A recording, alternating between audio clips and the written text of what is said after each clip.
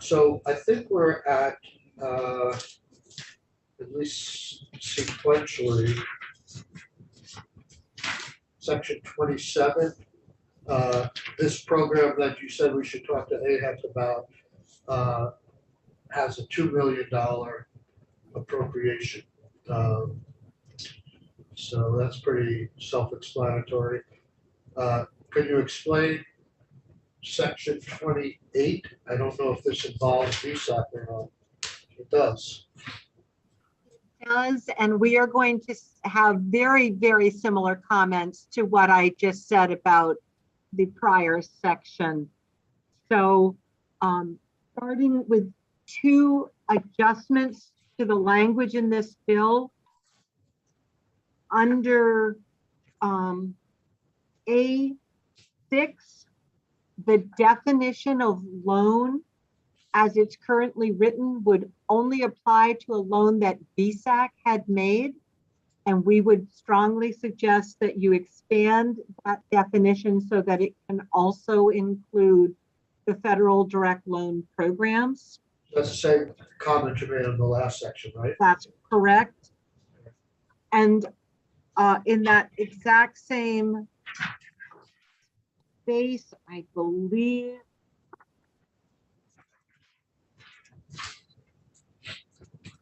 we don't need the GPA piece either. right, I'm looking to see where that is. Okay, so under C, no, I'm sorry. So Under E, the last thing we're at was striking D2. right, under E2, you would want to strike that they had to have certain grades when they were in college. Okay. Got it. But this is, as it says, this is another forgivable. Well, there's 2 things combined in this one. There is both a forgivable loan to incent students to go into nursing faculty educational programs, and there is a loan repayment program.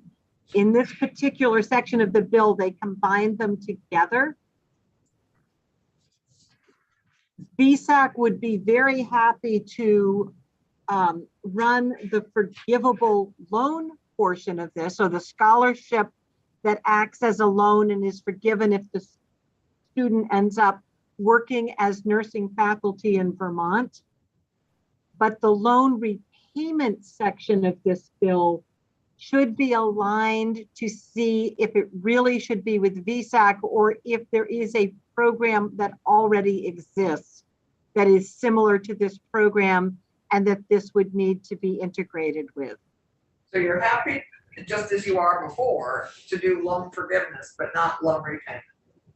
Right, and again, I want to be clear, we would be happy to do the loan repayment, but in this particular case, because there's already an agency that's running programs like this for the state of Vermont, I'm not sure that that's not just going to create more confusion for students and actually more oversight for the state if they have different agencies running similar programs. So Marilyn, we are all completely surprised that there isn't one body responsible for all of these things. It seems to us odd that you wouldn't have one place to go to work on all your financial challenges, whether it's assistance, scholarship, whether it's loan forgiveness or loan repayment. This is so confusing for students. Why do we not in this state have one place to go to? And wouldn't it make more sense if they go to you for scholarship, right? Don't they? I assume they come to you for scholarship, and they come to you for loan forgiveness. Are you willing to be the one-stop shop and get rid of AHEC? I mean, because you're already taking 2/3 of it. Why not make you the one place that does all this stuff? I believe that what AHEC does is significantly beyond just this one piece. I think the Department of Health really is at least for us, that is the overarching umbrella on these nursing programs. So they're the umbrella for the whole shebang? So I believe that, well, the Department of Health certainly oversees the nursing loan forgiveness program that we currently run. And the Department of Health is named in this faculty scholarship, I believe. Right, yes, they're Named named almost everywhere. Yeah, it was named in the prior one. So that really may be your overarching expert on these programs and why they've chosen to have different groups administer them.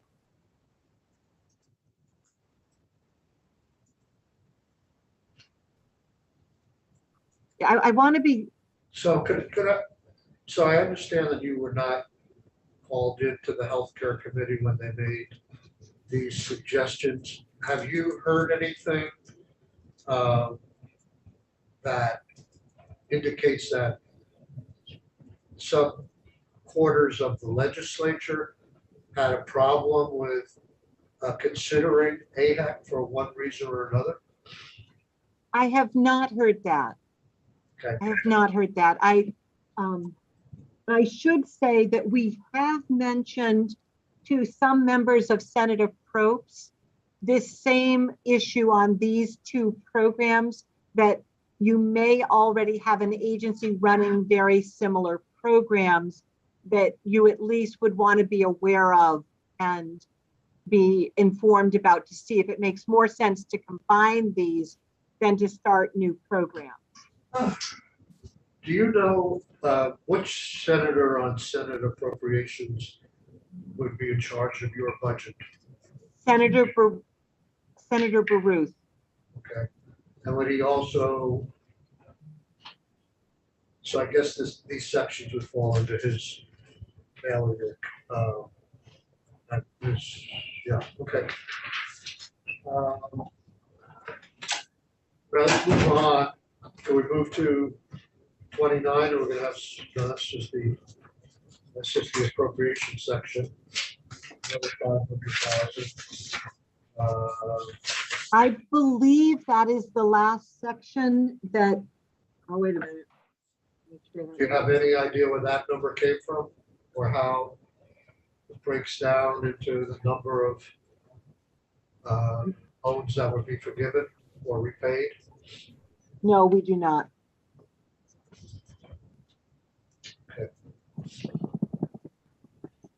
Okay, you guys have been great, very patient. It's an interesting charge you now have. Thank you very much. Always good to see you, Tom. They have you back, but as of now, we're gonna go over to David Hall if he's available. Thank you for having us. Tell Thank Dave, you for helping navigate us through this morass. you know where to find us. We'd be happy to come back. We are grateful. Okay. Bye. Thank you. So committee, I don't think we got to the last few sections with Charlie Kimball.